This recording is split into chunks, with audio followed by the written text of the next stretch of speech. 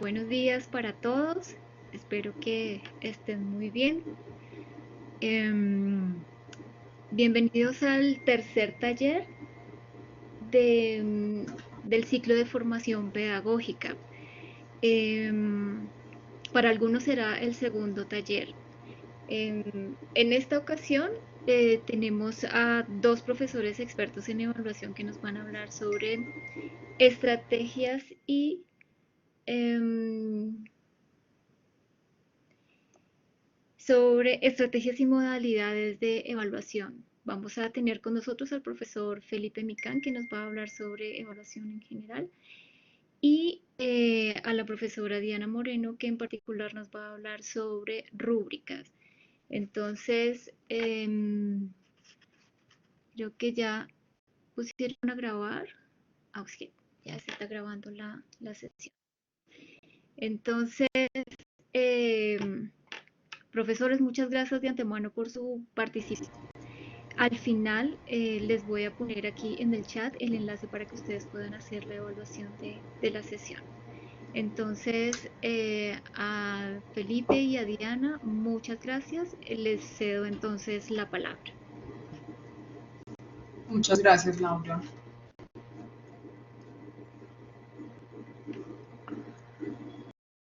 Gracias, profe Laura. Buenos días a las profesoras y los profesores.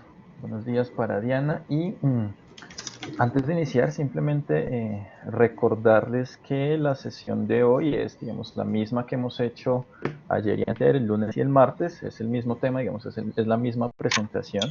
Entonces, si hay profes que quieren tomar de nuevo, bienvenidos son. Si hay profes que de repente ya la tomaron, pues, digamos, vamos a hacer las mismas aproximaciones. De repente algunas reflexiones distintas dependiendo de los participantes que tenemos, pero el contenido esencialmente es el mismo.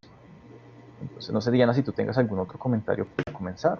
No, saludarlos, bienvenidos. La idea de este espacio es, eh, pues más que ser expertos, es como que podamos tener como unos elementos para conversar, habrá unos espacios en los que pues la idea es que ustedes también nos hablen desde su experiencia y pues nada, estamos tanto atentos a que quieran intervenir en los micrófonos como que quieran dejar sus aportes en el chat. Vale, Diana, gracias. Bueno, entonces ya creo que nos conocemos con algunos de ustedes. Como señalaba la profesora Laura, mi nombre es Felipe Micani y voy a compartirles algunas reflexiones a propósito de lo que significa evaluar o de lo que podría significar evaluar. El plan para el día de hoy es el siguiente. Vamos a presentar unas aproximaciones generales desde tres, digamos, lugares de enunciación. Por un lado, lo que significa para la institución en sus documentos legales evaluar, lo que podría significar para nosotros también, y lo que podría significar para, digamos, una experta en evaluación que decidimos incluir en las reflexiones del día de hoy. En estos días, efectivamente, pues los profesores han aportado desde las personas que los conocen, los expertos que ellos conocen, y aprovechamos también, aquí está la profesora Natalia Pérez, quien nos compartió unos documentos sobre evaluación desde la perspectiva, digamos, la producción escrita en francés. Entonces esto ya fue enviado a sus correos también para que quede allí, y luego veremos algunas prácticas a propósito de cómo hacer en estos tiempos. Sin embargo, recordar que poco a poco, digamos, en el decurso de las acciones podremos ir comprendiendo mejor estos cómo, algunos desafíos sobre la evaluación, y en la segunda parte del día de hoy, a las 10 de la mañana, tendremos el taller de rúbricas de evaluación que va a estar liderado por la profesora Diana. Entonces, simplemente recordarles también que mantengan sus micrófonos apagados para estabilidad en la comunicación, que los activen y, digamos, cuando quieran intervenir y levanten la mano en el icono que está allí en la parte inferior central que dice levantar la mano, y lo mismo sus cámaras. Si desean, pueden activarlas para vernos y escucharnos entre todos. Entonces, estas son como algunas orientaciones generales.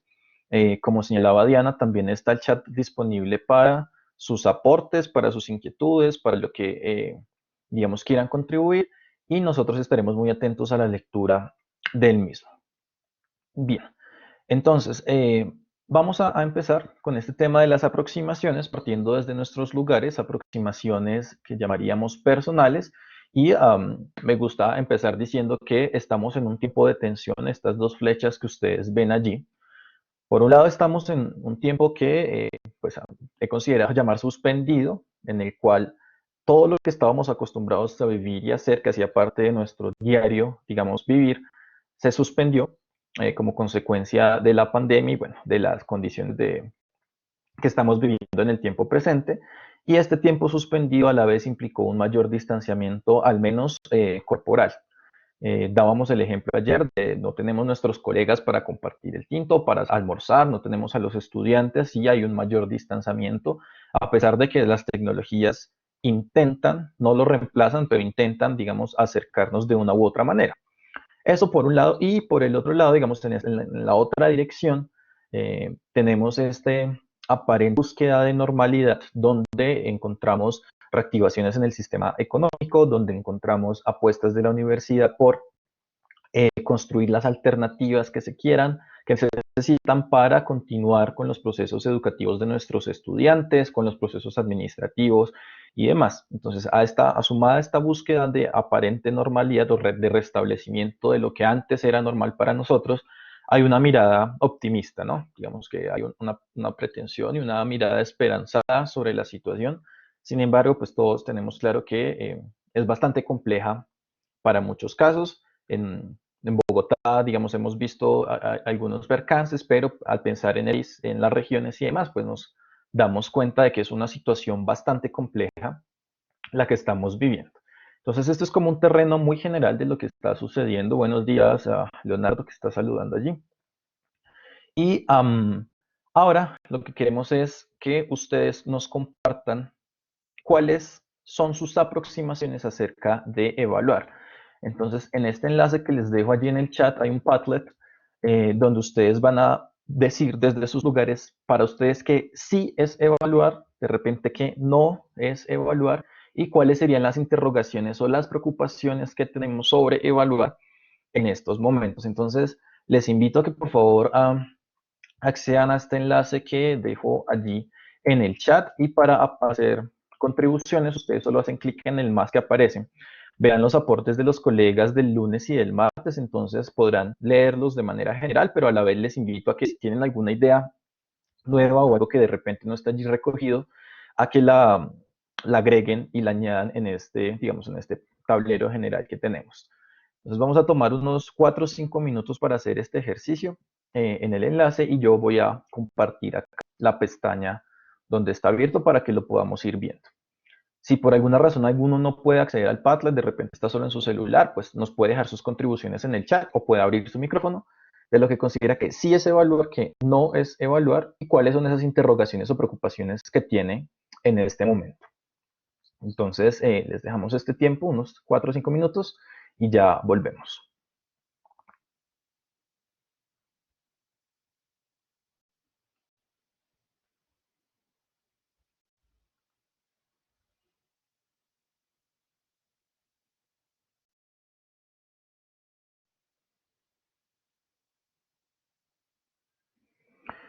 Bien, yo acá estoy compartiendo el Padlet que hemos trabajado en estos 3 días. Allí ustedes pueden dar me gusta, por ejemplo, a las contribuciones de los colegas. Quisiera bajar, a ver, hay 2 columnas para sí es evaluar, 2 para no y una para interrogaciones y preocupaciones. Entonces, entre los 19 profesores que estamos acá, podremos hacer algunos aportes en estas claves.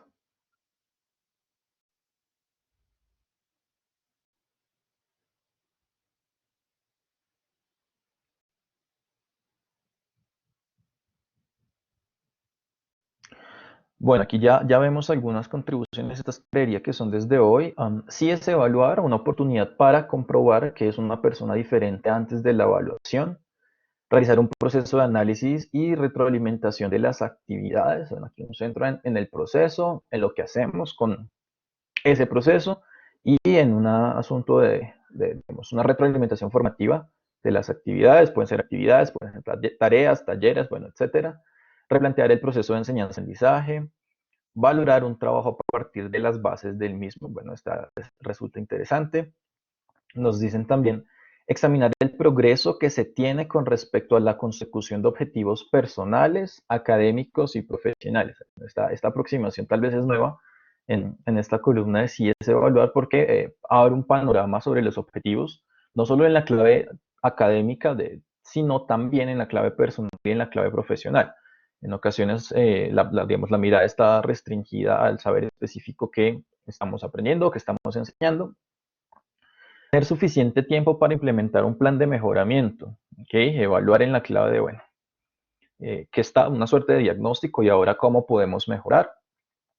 Si es evaluar un espacio de seguimiento continuo, evidenciar el progreso, ustedes ven allí, retroalimentar, acompañar el proceso, muy bien.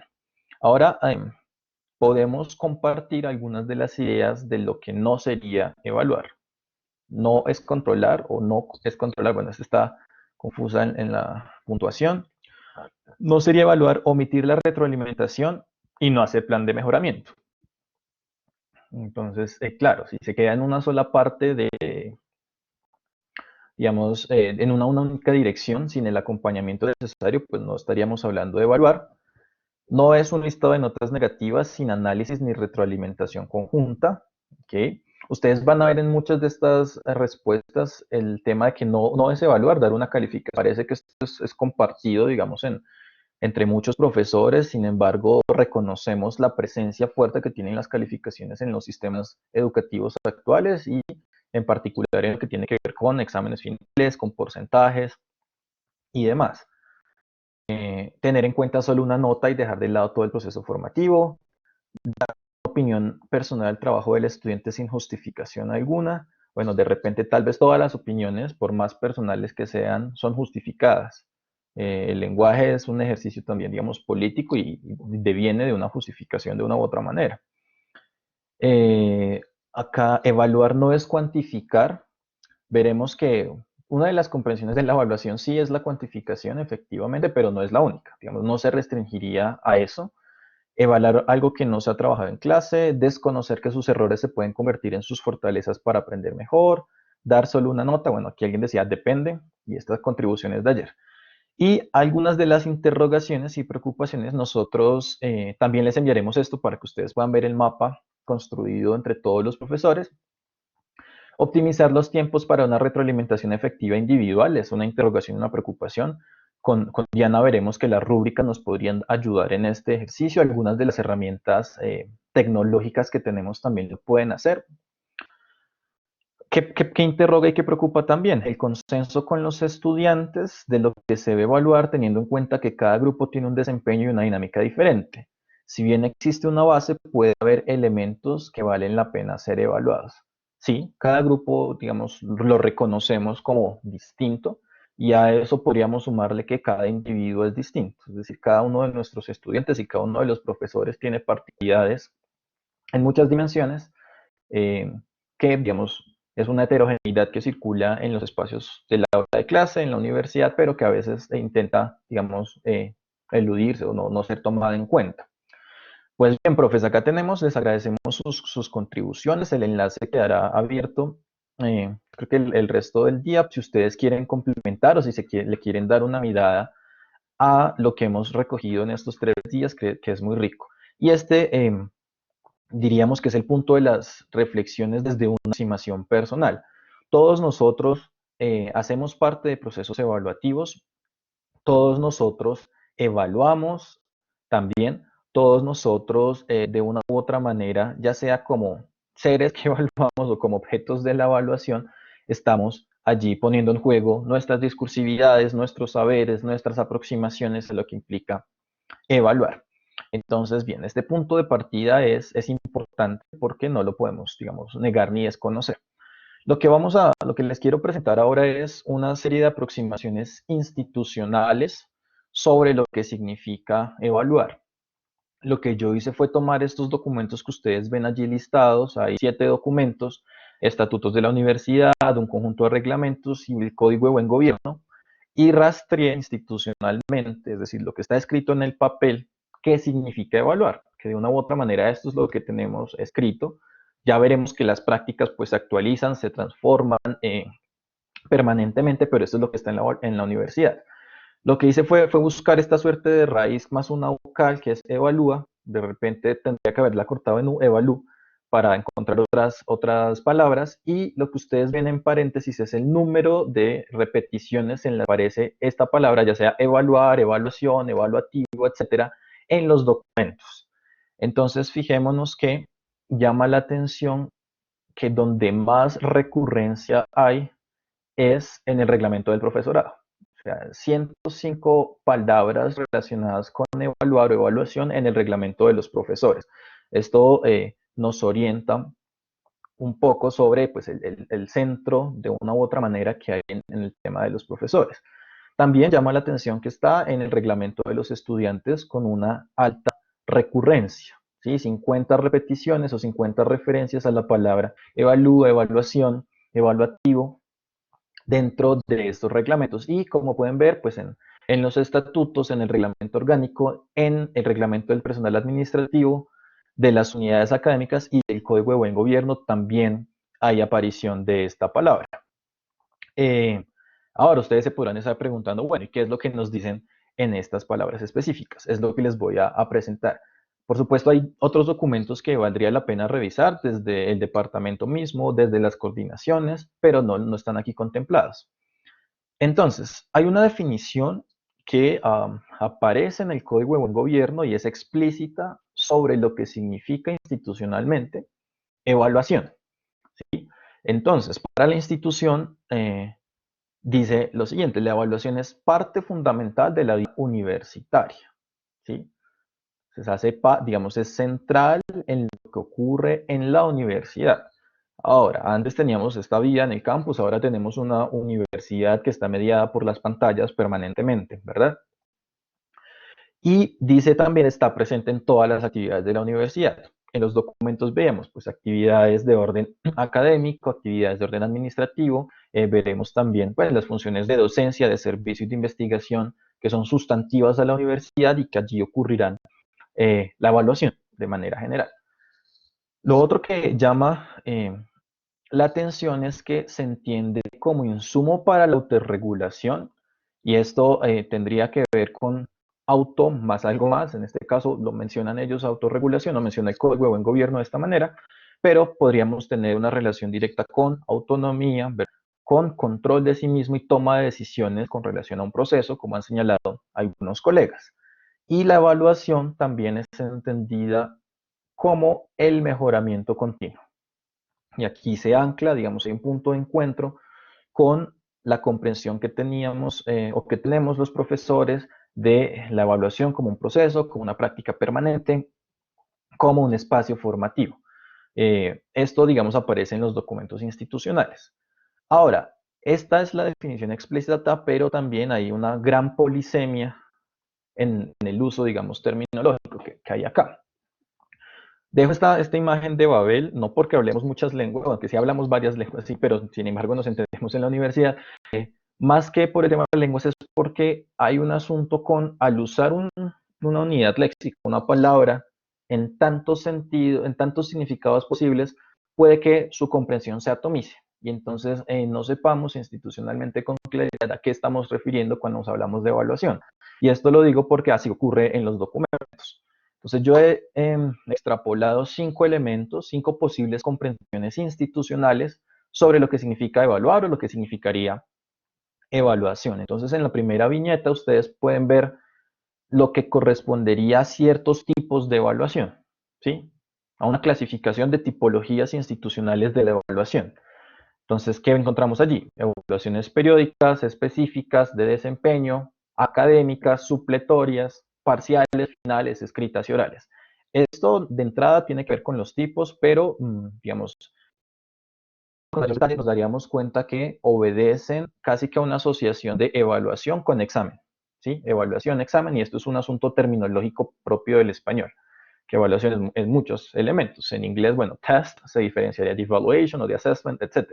Pero en español, pues aquí estamos atendiendo, acercándonos a lo que serían las pruebas o a los exámenes. Hay otras 3 menciones, entonces, sistemas de evaluación. La comprensión de un sistema evaluativo es muchísimo más abarcadora que la visión restringida del examen. Se habla también del tiempo de las evaluaciones. Como profesores, pues usualmente digamos, lo percibimos así, el tiempo de las evaluaciones como los cortes específicos o el final del semestre, ¿verdad? Se habla de informes evaluativos, informes de valoración, y hay otro conjunto, digamos, de relaciones que corresponderían a qué se evalúa, ¿sí? O a qué se entiende como objeto susceptible de ser evaluado en la universidad. Allí tenemos evaluar programas, evaluar una aplicación, evaluar la idoneidad académica y profesional, en el caso nuestro, evaluar la producción intelectual, evaluar requisitos, documentación, etcétera, etcétera, etcétera. Entonces, vemos que aquí, al responder la pregunta del qué se evalúa, muchísimos agentes emergen, y en este caso son los estudiantes también, pero somos nosotros los profesores, pero son las personas administrativas, pero es, digamos, el entramado de toda la universidad. Entonces podemos ver que en los documentos institucionales la comprensión sobre la evaluación y sobre lo que significa evaluar, pues digamos que apunta en muchas direcciones. Nosotros lo reconocemos y lo sabemos claramente que están estas dos, digamos, grandes visiones sobre evaluación sumativa, por un lado, evaluación formativa, tiene otros nombres también, evaluación interpretativa, bueno, etcétera. Y la universidad, digamos, como que se mueve en esos dos escenarios.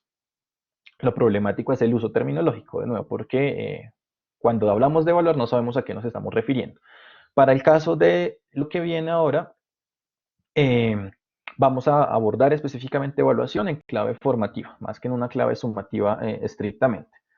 Hay otro punto institucional que digamos, me llamó particularmente la atención cuando estábamos preparando este compartir de ideas, y tiene que ver con esto. En el reglamento del profesorado hay dos deberes que se relacionan directamente con la evaluación. Entonces, es deber nuestro, según, digamos, la promesa que tenemos con la universidad y la obligación contractual que tenemos también, es fomentar la participación activa de los estudiantes en el proceso de enseñanza, aprendizaje y evaluación. Así aparece mencionado en el reglamento.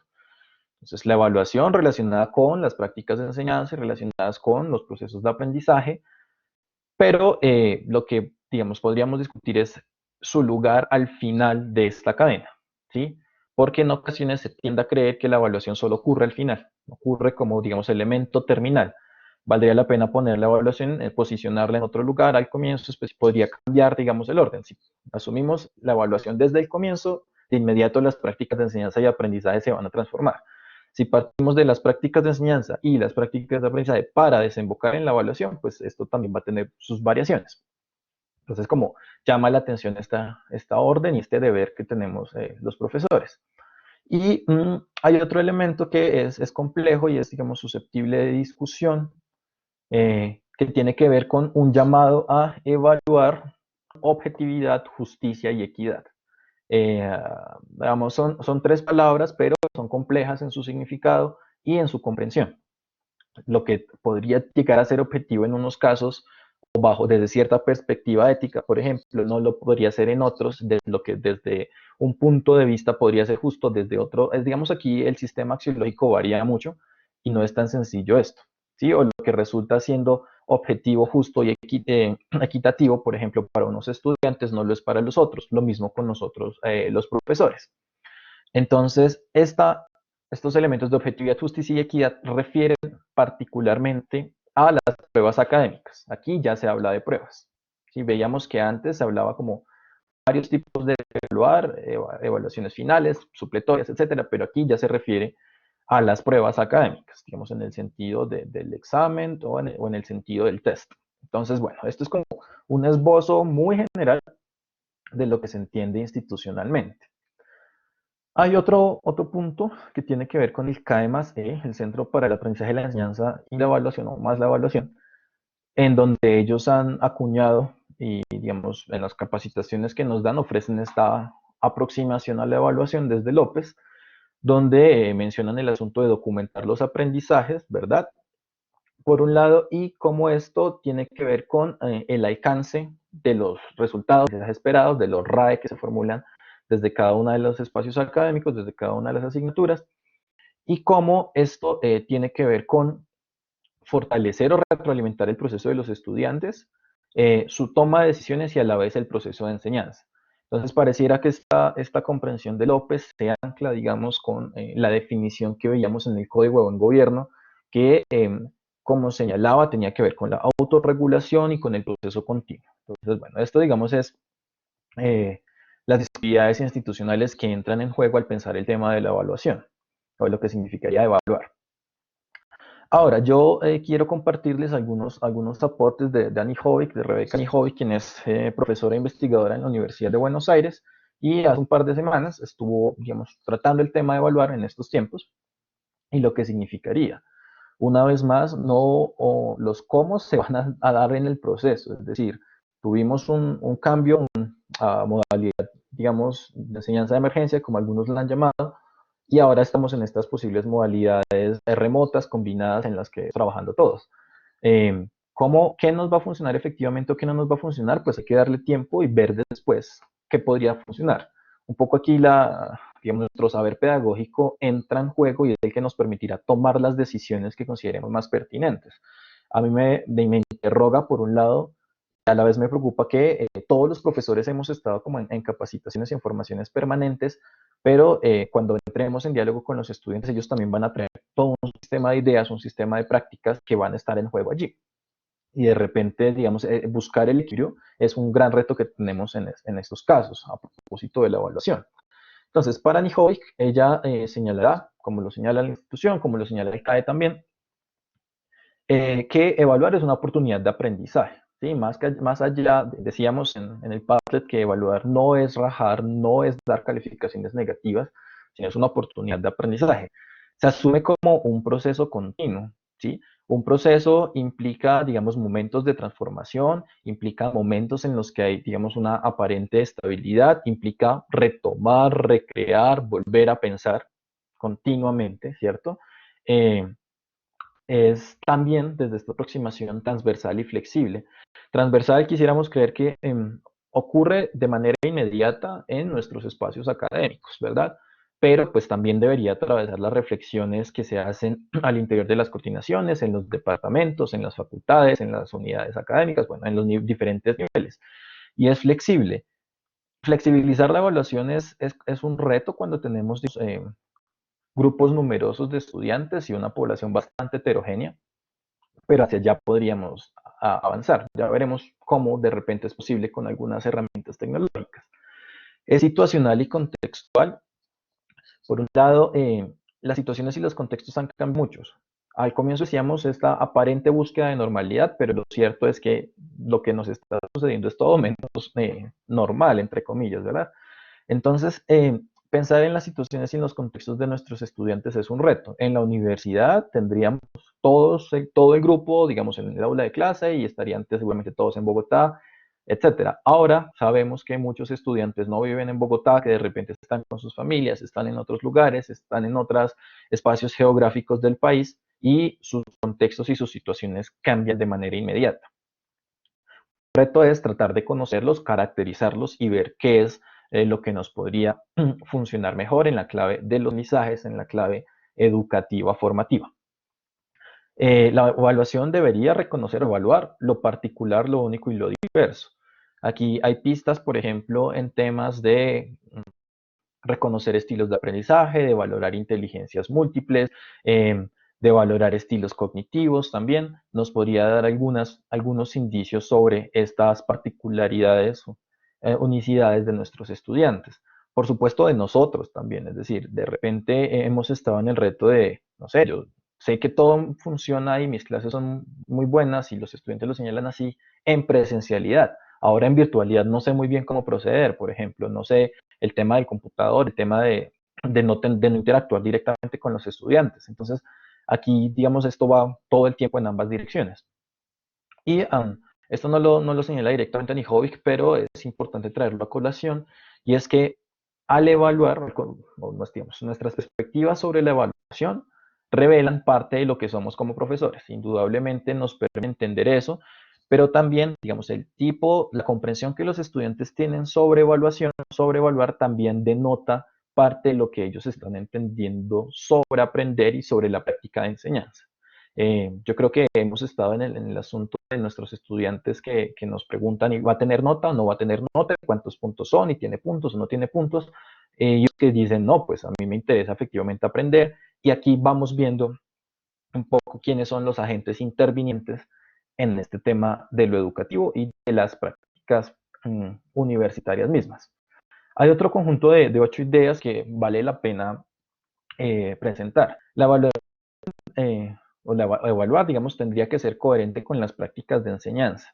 Este es un reto grande que tenemos todos los profesores, el de la coherencia, sí, digamos, entre lo que hacemos, un poco lo que pensamos y lo que decimos. En este caso, entre lo que aparece como visión institucional, que aparece como nuestro sí a la universidad, lo que hacemos como también como sujetos, como individuos en el aula y las comprensiones que circulan con nuestros estudiantes, por ejemplo. Hay un centro en el estudiante como protagonista, esto ya lo hemos venido trabajando, sin embargo también reclama un lugar nuestro. Que el estudiante sea protagonista no significa que, digamos, el profesor o los maestros perdamos todo lo que hacemos en el aula, no, significa como un rol distinto, pero no significa que estamos totalmente desplazados, dislocados, reducidos, no. Eh, Hay un asunto que sugiere Anijovic también con relación a los criterios, que estos sean transparentes, públicos y compartidos. En ocasiones, las rejillas, digamos, suelen ser el mecanismo o la herramienta tal vez más favorable para hablar de criterios al momento de evaluar. Es interesante pensarlos en que sean compartidos, co-construirlos con nuestros estudiantes. Hablábamos también de que es una cultura que poco a poco se va trabajando. Cuando todos los profesores, digamos, espacio para la co-construcción, para compartirlo, poco a poco se va refinando. Puede que en un primer lugar está la motivación instrumental, digamos, o esta motivación extrínseca, donde lo que va a ser significativo es tener una buena calificación rápido y fácil. Eso sabemos que ocurre, pero con el trabajo poco a poco y el acompañamiento podemos movernos hacia prácticas evaluativas que superen lo meramente sumativo y se anclen en lo formativo. Otra, digamos, sugerencia que existe es la multiplicidad de instrumentos al evaluar. Ya vamos a ver algunos que son posibles y todos aquí también sabemos cuáles nos funcionan en nuestra práctica de enseñanza, cuáles no, cuáles se adaptan más a las necesidades de nuestros estudiantes y cuáles no. De repente, cuáles hemos usado y definitivamente no nos funcionaron. Y bueno, esto digamos que en la práctica se va actualizando y se va mejorando. El otro conjunto, digamos, de ideas que plantea Anijovic es este. Pensar la evaluación en clave del desarrollo de habilidades metacognitivas, es decir, ser conscientes de los propios procesos de aprendizaje por un lado, pero también nosotros ser conscientes de cómo estamos enseñando.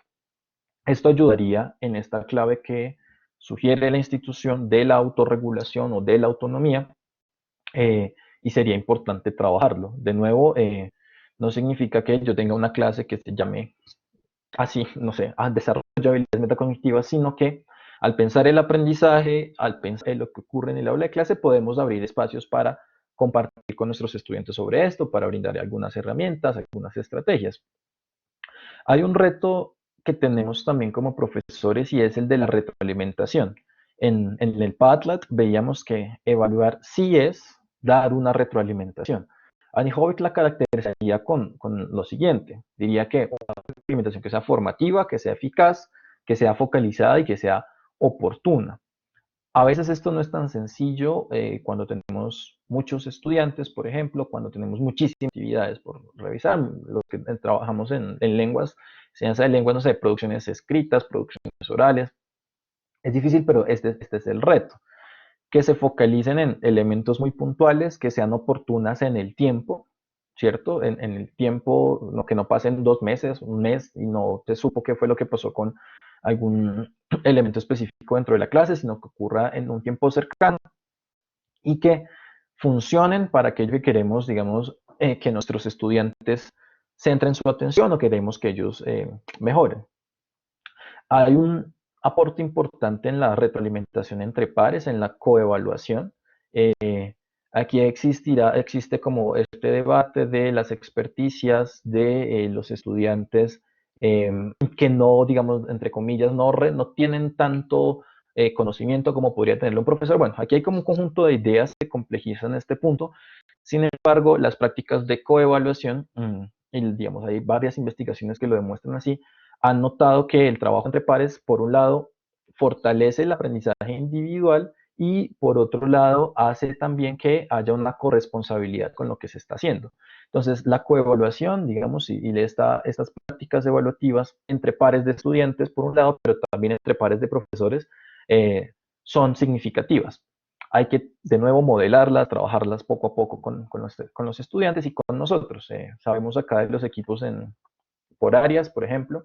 Entonces, que mi par de, no sé, de inglés o de francés, de pedagogía, de lengua materna, de lo que sea, pueda darse la tarea, digamos, de discutir conmigo, de compartir conmigo sobre algo que yo quiero adelantar. Eso resulta significativo. Y Annie Hobbes también plantea, como lo vimos en el Padlet, como lo señala la universidad, como lo señala el CAE, que la evaluación debería articular evidencias con criterios y objetivos. Esta articulación no suele ser tan, digamos, tan transparente ni tan directa, ¿verdad? En ocasiones hay algunos objetivos, pero los criterios no se corresponden con esos objetivos o el instrumento que estamos utilizando no tiene que ver ni con los criterios ni con los objetivos. Entonces, esa articulación no es sencilla y requerirá de una u otra manera de alguien que pueda dar otro punto de vista. Es decir, yo como profesor propongo lo siguiente, pero mi colega, no sé, Diana, por ejemplo, le da una mirada a esto que yo propuse, me permite, digamos, encontrar otros elementos, darme cuenta de algo que había olvidado, y esto sería importante desde la propuesta que nos hace Annie Hovig también. Ahora, hay otras dos ideas que ella nos da, y pues yo quisiera compartirlas con ustedes.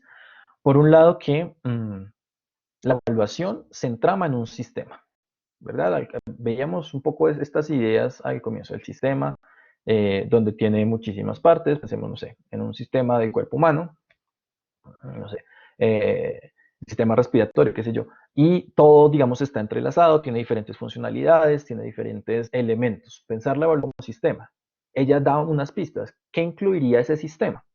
El currículo, ¿verdad? La cultura escolar, aquí la cultura escolar pareciera como prima de la vida universitaria, lo que se llama institucionalmente como la vida universitaria, y las formas de enseñar.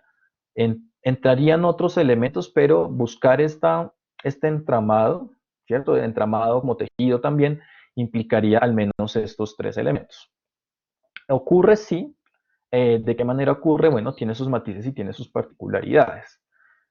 Para Nijovic también es fundamental, por otro lado, la comunicación fluida que exista entre, digamos, los participantes de los procesos de evaluación, en este caso, nuestros estudiantes, nosotros, nuestros coordinadores, directivos, etc. Tiene que darse la comunicación fluida. Las tecnologías ayudarían en este caso a mantener una comunicación fluida, ahora hay que ver cuál es más efectiva que otra, ¿sí? El correo electrónico puede ser un canal, por ejemplo, los foros de discusión, la potencia que tiene y las funcionalidades que tiene Blackboard Learn, Blackboard Collaborate, Teams, bueno, tenemos allí muchos, digamos, muchos canales posibles. Lo que hay que tratar de hacer es ver cuál nos funciona mejor y con qué propósitos. Y como nos lo hemos interrogado nosotros, como lo hemos propuesto, Anijovic también señala que lo relevante no es qué hizo bien y qué hizo mal el estudiante, sino qué se puede hacer ahora, cómo avanzar y qué le falta. Claro, por supuesto, en nuestra cultura pareciera que, digamos, las equivocaciones son vistas de manera negativa en muchos casos. Sin embargo, hay que reconocerlas por un lado, ser consciente de cuál es la, digamos, la inconsistencia, cuál es la falla, cuál es lo que se debe mejorar, y a partir de ahí empezar a trabajar. En ocasiones también encontramos que hay negación a reconocer la equivocación o a reconocer el error. Nos puede ocurrir a nosotros o le puede ocurrir a nuestros estudiantes. Pero a partir de ese reconocimiento inicial podemos responder, bueno, ¿qué hay que hacer ahora? ¿Cómo podemos avanzar? ¿Cómo podemos mejorar? Entonces, estas son algunas aproximaciones en este, digamos, en este primer movimiento que les quería proponer sobre evaluar y sobre evaluación. Ahora, vamos a pasar al segundo, y tiene que ver con las prácticas.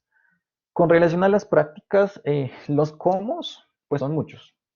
Y lo he dicho en los días anteriores y lo digo, digamos, nuevamente hoy, y es que las respuestas a los cómo las damos por un lado con el tiempo y no existe la receta mágica que nos resuelva a nosotros como profesores. Ah, ya, me dieron el cómo, me dieron la receta y me dieron lo que funciona. No.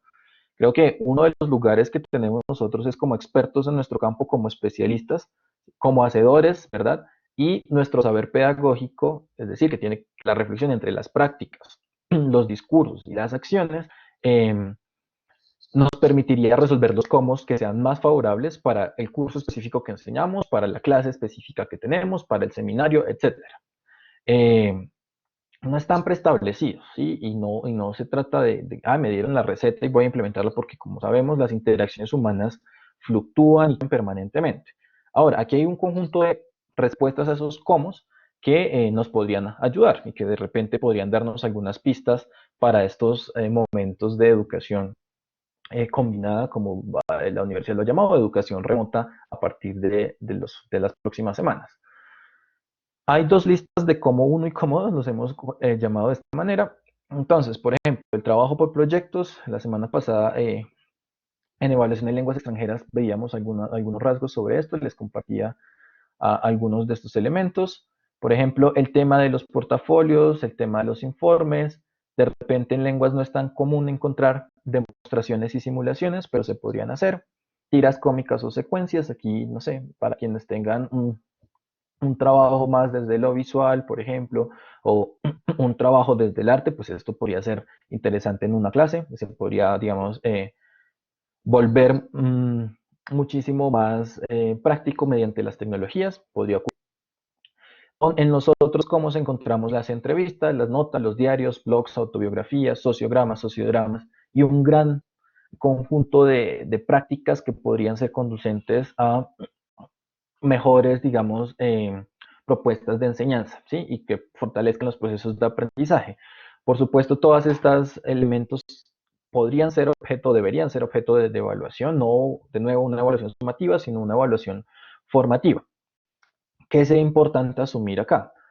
Por un lado, ¿cuáles son esos criterios, esas escalas o esas rúbricas que queremos considerar para estos cómo, ¿verdad? Hay que enriquecerlas con ello. Y por otro lado también es nuestra intencionalidad de la elección. Es decir, si yo quiero que mis estudiantes en esa clase y en este asunto de los remotos lleven un diario o participen en un blog, bueno, ¿cuál es la intencionalidad de esa decisión que tenemos? ¿Por qué quiero hacer un blog, por ejemplo? ¿Por qué quiero hacer eh, que mis estudiantes tengan un cuaderno de notas colectivo? Entonces no van a estar ellos tomando notas individualmente, sino habilitamos un espacio desde las aplicaciones de Microsoft y entonces allí tenemos un cuaderno colectivo para toma de notas. Entonces la intencionalidad de la elección debe tenerla nosotros con claridad y pues debemos hacerla, compartirla y expresarla con nuestros estudiantes, ¿verdad? Esto allí hay como un conjunto de cómo. Cada uno se sentirá más cómodo o más cómodo con unos o con los otros. Y por el otro lado, porque sé también que hace parte de nuestra institución y de las prácticas que allí tenemos, y es las consideraciones sobre las pruebas y los exámenes. Aquí hay un listado de pruebas o exámenes posibles, y hay más, efectivamente hay más, y esto lo retomé pues, de un curso que hace tiempo tomé sobre evaluación. Entonces, ¿qué modalidades son posibles? Las pruebas orales, las pruebas escritas, las conocemos todos, pruebas que se basen en normas, digamos, predeterminadas por otras instituciones o por otros organismos, en criterios co-construidos, por ejemplo, pruebas de carácter estandarizado, como es el caso de los test de lengua, que también tienen, digamos, están basadas en normas y basadas en criterios, pruebas de carácter individual y grupal, aquí pues ensayar y ver cómo nos va haciendo exámenes, pruebas grupales, por ejemplo. Pruebas que sean de tipo diagnóstico, parcial, final, hay baterías completas, inventarios completos, dependiendo del campo de saber en el que nos desempeñamos. Entonces, estos son un conjunto de prácticas posibles que tendríamos como maestras y como maestros. Ahora, esto en virtualidad, ¿cómo podría ocurrir? Acá les compartiremos estas diapositivas para que ustedes puedan acceder a esta información.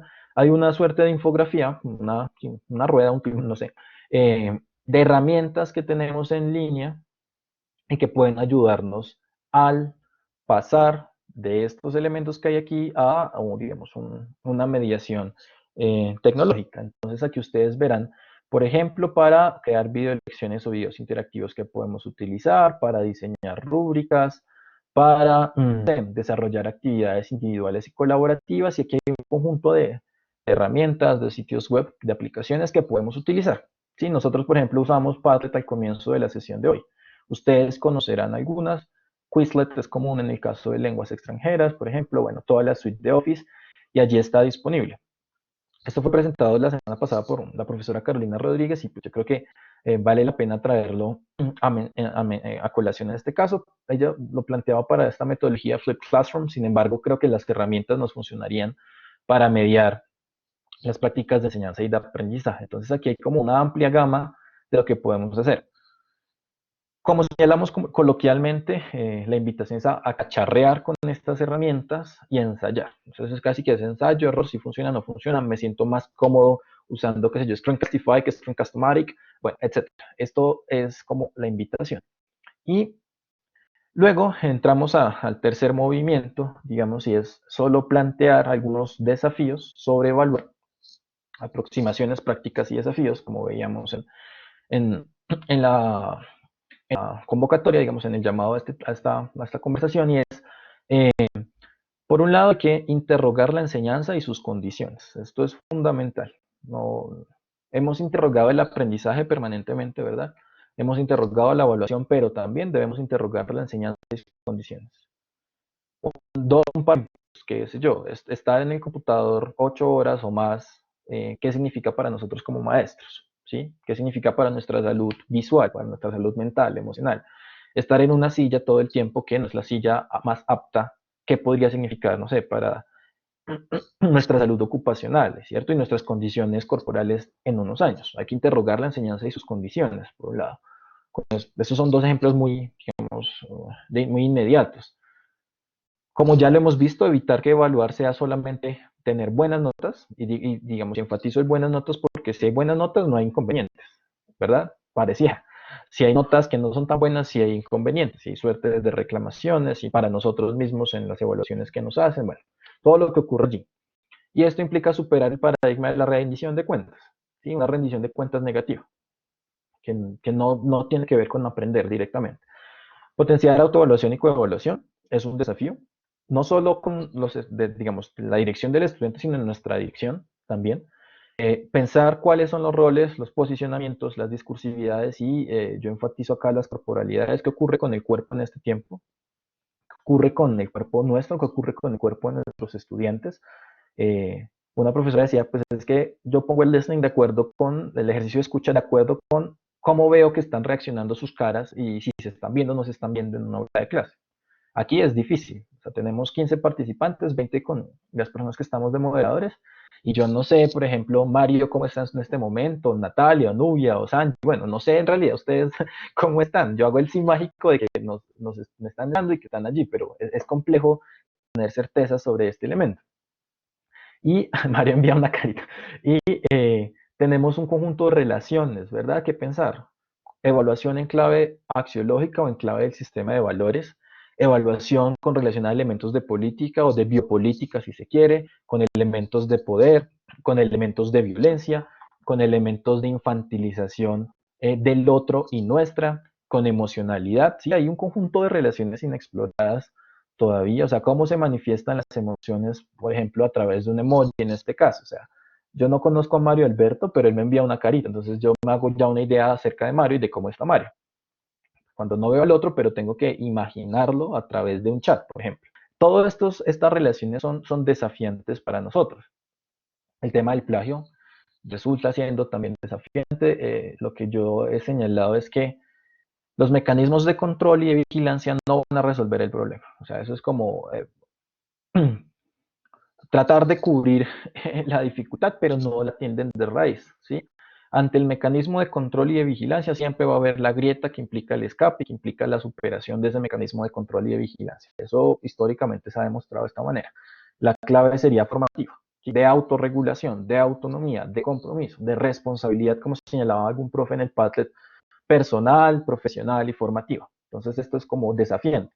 Y también reconocemos sin lugar a dudas que los porcentajes establecidos, al menos en los sílabos, pues son todo un desafío porque requieren muchísimo, digamos, llaman la atención de nuestros estudiantes, tensionan las clases, etc.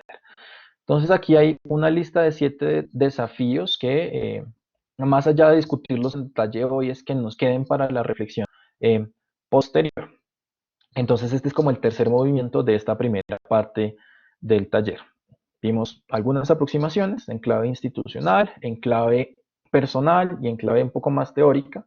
Vimos en el segundo movimiento algunas prácticas posibles, todas, digamos, sugeridas como potencia, y ahora un conjunto de desafíos en este tercer movimiento. ¿Cómo se trata de, digamos, de enriquecer los puntos de vista, enriquecer las miradas y la discusión? Ustedes van a encontrar en estas diapositivas una serie de recomendaciones que hemos traído. Por un lado, una capacitación específica del CAE, que es cómo evaluar para el aprendizaje en tiempos de coronavirus. Entonces allí estarán, digamos, con hipervínculo las diapositivas. Otras diapositivas también que nos permiten acceder a lo que la Universidad de La Sabana con la Universidad de Málaga se entendió como la evaluación en tiempos de COVID-19. ¿Sí? Pareciera que los tiempos de COVID-19 están más largos de lo que esperábamos. 2 artículos, uno del rector de la Universidad del Rosario que se llama La evaluación en tiempos de COVID-19 también, y uno de la UNESCO que salió en abril, hace ya 3 meses, que se titula Exámenes y evaluaciones durante la crisis del COVID-19, prioridad a la equidad. Entonces, lo que hemos compartido hoy, más estas lecturas, pues podrían darnos algunas pistas y campos de acción. Y también les sugerimos otro conjunto de herramientas para, de nuevo, la invitación es a explorarlas, a ensayar, a probar, a preguntarle al colega que conocemos. Y tienen que ver con 20 herramientas, ¿cierto? Para una evaluación formativa. Aquí ven algunos de los iconos, seguramente los reconocerán. Y con esta suerte de brújula, donde se mencionan como algunas metas posibles, algunas competencias que se podría evaluar y cuáles serían las tecnologías o las aplicaciones o las páginas web que podrían ayudar para fortalecer, digamos, o mediatizar procesos de evaluación en red y en estos tiempos que estamos viviendo. Entonces, profes, hasta acá llega un poco esta presentación. Tenemos empezamos un poquito más tarde hoy, pero bueno, tenemos unos minuticos. Si ustedes tienen algún comentario, si ustedes tienen alguna pregunta, alguna idea, algún aporte sobre lo que hemos dicho, sí, sobre lo que, digamos, he presentado hasta ahora, pues son bienvenidos sus preguntas, sus comentarios, sus aportes en estos minutitos que nos quedan. Entonces, no sé si alguien quisiera aportar. Sé que todos tenemos pues reflexiones. Acá veo colegas de muchas, digamos, de muchas disciplinas específicas también. No sé si alguien quisiera puntualizar o llamar la atención sobre algún elemento específico. Felipe, muchas gracias entonces Veamos. por tu participación. Profes pueden activar sus micrófonos para hacer sus preguntas o sus comentarios. Gracias, Laura. Bueno, no sabemos. Parece que no hay por ahora. Entonces, pues, profes, les agradezco por su tiempo y por su exposición. Acá hay unas referencias y una bibliografía complementaria que nos podría ayudar. Ayer un par de profesores hacían los aportes de Díaz Barriga, por ejemplo, para estos temas de evaluación desde México, y la profesora de apellido Cabra, no recuerdo su nombre ahora, que también ha trabajado estos temas en la universidad. Entonces, pues de mi parte agradecerles. Yo sí voy a continuar acá con el taller y vamos a, digamos, a alimentar la discusión, y le doy justo paso a Diana a las 10 de la mañana, Diana, para que puedas seguir con tu parte del taller. ¿Listo? Entonces, gracias, profe, y seguimos conversando. Listo, muchas gracias, Felipe. Pues digamos que esta segunda parte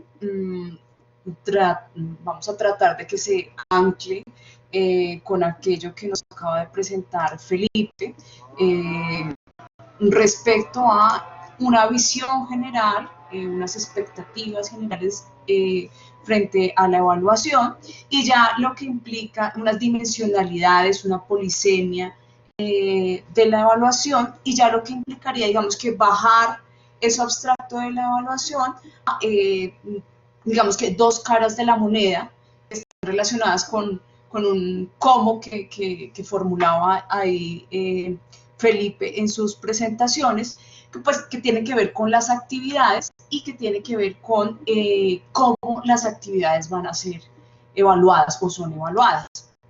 Entonces, vemos que la rúbrica, digamos que se inserta en un elemento de articulación entre las prácticas, digamos que generales curriculares de un programa, de un curso específico, con unos objetivos de aprendizaje, con una valoración de las actividades y un ejercicio de retroalimentación que también, como nos señalaba Felipe, es un ejercicio, digamos que importante, porque no solamente le da cuenta al profesor le da cuenta al profesor digamos que de la manera en que está desarrollando las actividades, de cómo estas actividades están cumpliendo con los objetivos, de cómo sus estudiantes están respondiendo a estas actividades, pero también le dan elementos al estudiante para que sea autoconsciente, o sea, consciente más bien de su propio proceso. Entonces, en ese sentido, digamos que pensar la rúbrica como como en relación con los objetivos de aprendizaje de un curso determinado, es cómo puede llegar el estudiante a esos aprendizajes. Ayer conversábamos con los profesores del grupo que digamos que es importante que al estudiante, cuando se le plantea la actividad, se le da la instrucción sobre la actividad, pues también pueda conocer la rúbrica o los criterios o la lista de chequeo con la que va a ser evaluado, porque eso le da un poco pues, claridad sobre cómo puede desarrollar su actividad, pero también sobre cómo esa actividad contribuye en su proceso. En segundo lugar, digamos que pues, da cuenta de la valoración del proceso, pues porque nos permite establecer cuál es el lugar del aprendizaje en el que se encuentra el estudiante, como lo decía, tanto para el profesor, digamos que le da una idea particular, puntual, del proceso del estudiante respecto a los otros estudiantes, pero también al estudiante le permite de alguna manera hacerse consciente del punto en el que está. Y en términos de la retroalimentación, porque le permite tanto al profesor y al estudiante establecer como una ruta o identificar hacia dónde puede avanzar para el desarrollo de su propio proceso. Entonces, con esta introducción, la idea es que vamos a hacer un ejercicio en grupos. Yo ya los tengo acá organizados. En el correo que les compartieron la semana pasada, pues digamos que se hacía la solicitud de que estuvieran a la mano en la sesión un paquete de galletas de chocolate. Si lo tienen, perfecto. Si no, pues nos imaginamos el paquete de chocolate, de galletas de chocolate. Y bueno, la idea es que vamos a estar organizados en 3 grupos. Les pido el favor que en el grupo, tan pronto entren ahorita al grupo, establezcan, digamos que un moderador, alguien que dé la palabra y que puedan conversar sobre qué tendrían que tener en cuenta para construir una rúbrica para evaluar la calidad de unas galletas de chocolate. No pongamos marca, sino simplemente cómo evaluarían ustedes la calidad de las galletas de chocolate. Si pueden hacer un esquema perfecto, si no, simplemente con que conversen respecto a cuáles serían esos elementos que tendrían en cuenta en el grupo para la construcción de esta rúbrica, sería perfecto. Para ese ejercicio, entonces, vamos a tener 15 minutos, de modo que son las 10:04, nos volveríamos a encontrar acá más o menos a las 10:20, ¿sí? Un poquito antes. Entonces, no sé si tengan alguna pregunta respecto al ejercicio. Es un ejercicio muy sencillo, pero pues pueden preguntarme si lo creen conveniente. ¿Ninguna pregunta? Bueno, entonces, como les decía, son 3 grupos. Bueno, tenemos grupo 1, pues que acá te los voy a... Grupo 1 está Fabián Velasco, Leonardo, Maylin, Natalia Pérez y Sanji Lorena. Grupo 2 está Andrea Torres, Daniel Felipe Pérez, Juan Camilo Mantilla, Sonia Quirón. Y el grupo 3 está Alex Rocío, Giselle, Mario Alberto, Nubia Emilce y Sofía Camila Entonces, ahí yo ayer les sugerí, ya los pongo, ya los llevo, ya los voy a poner en el grupo. Listo, entonces nos vemos a las 10:20.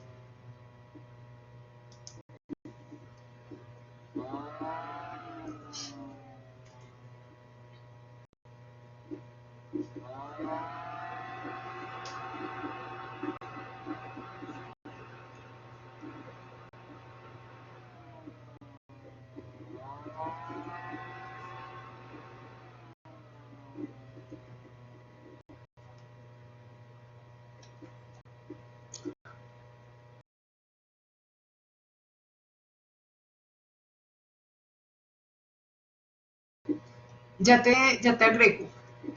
Un momentico.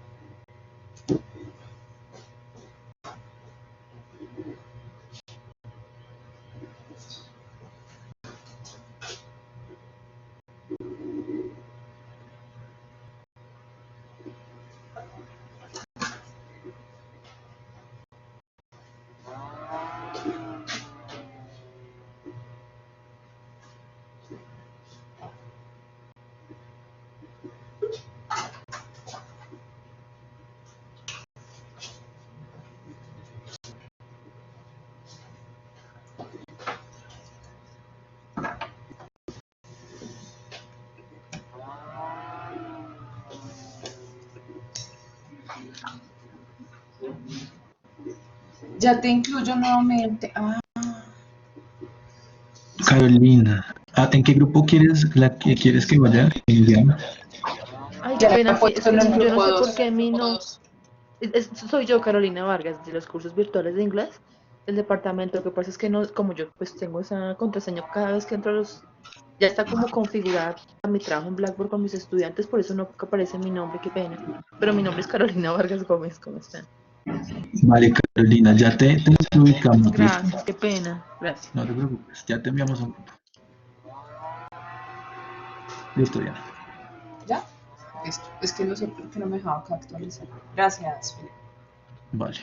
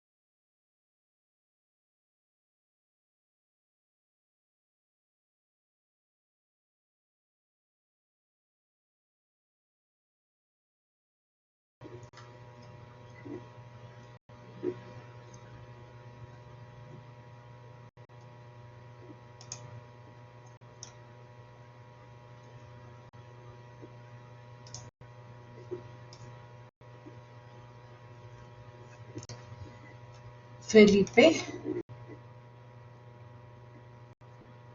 ¿estás por ahí, Felipe?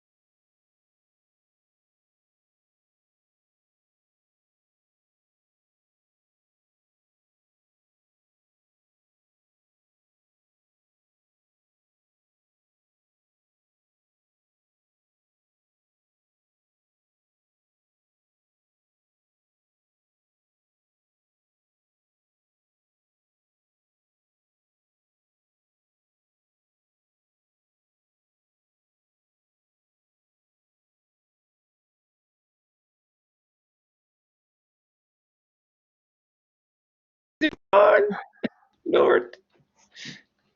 Hola a todos de nuevo. Hola, ¿cómo les fue?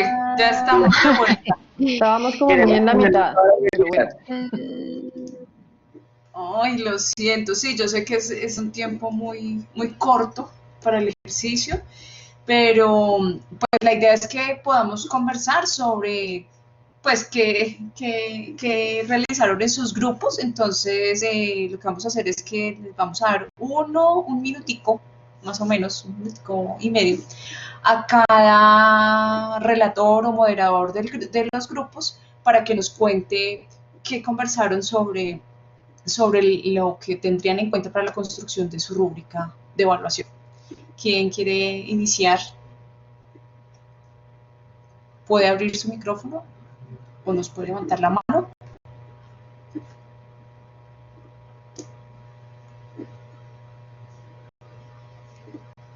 Del grupo 1,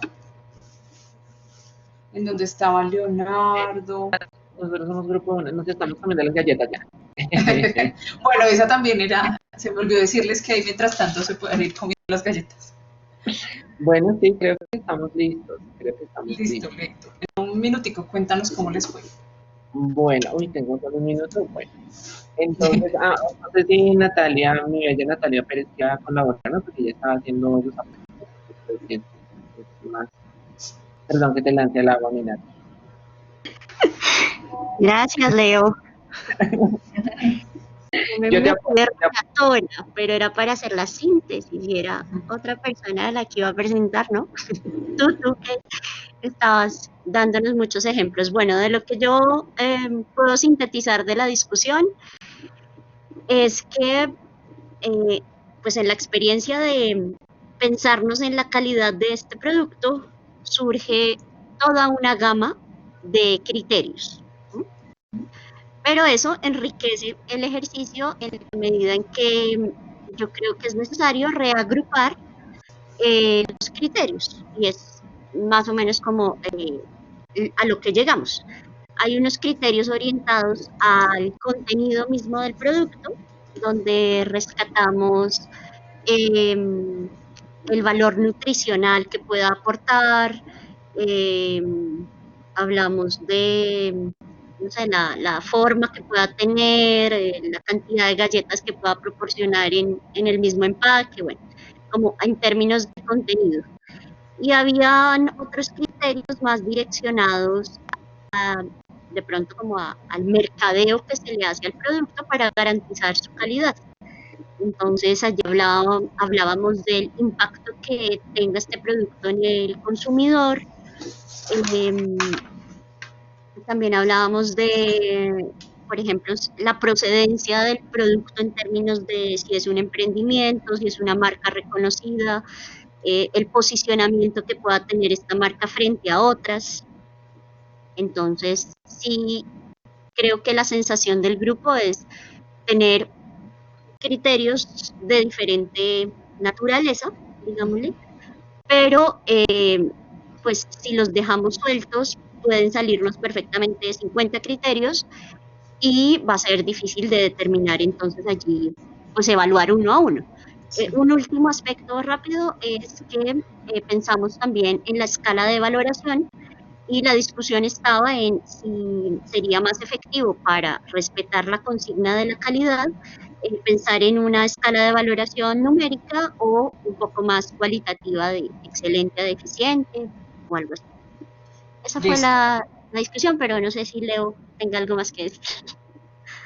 Lo único que diría yo, a lo que muy bien apuntaba mi colega Nati Pérez, es que ahora es muy importante tener en cuenta la experiencia del usuario en cuanto a cosas muy diferenciadas, los diferenciadores de lo de la cadena de valor.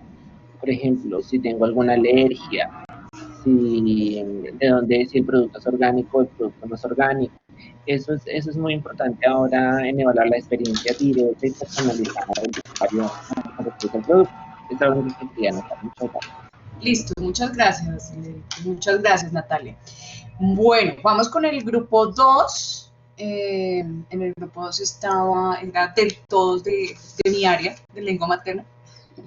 Entonces, no sé quién se toma la vocería para contarnos cómo les fue en el ejercicio.